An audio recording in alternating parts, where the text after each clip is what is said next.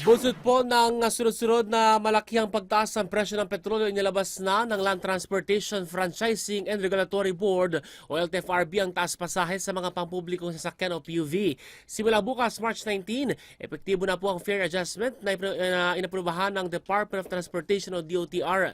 Para sa traditional jeepneys, 14 pesos na ang minimum fare sa unang 4 na kilometro at 2 piso na ang dagdag sa susunod na kilometro. Para naman sa modern jeepney, 17 pesos na ang pamasahe sa unang 4 na kilometro at 2 pesos and 40 centavos ang dagdag sa susunod na kilometro. Sa ordinary city buses, 15 pesos na ang minimum fare habang 18 pesos na ang air-conditioned city bus. Nagtaas din po ang pamasahe sa mga provincial bus na ordinary, air-conditioned, deluxe, super deluxe at luxury.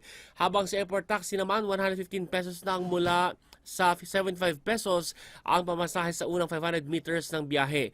Umabot naman sa 20 pesos ang dagdag sa base fare ng Transport Network Vehicle Services o TNVS. Para po sa point-to-point buses, 15% ang dagdag sa base o sa base po yan sa naunang pamasahe ng bawat ruta.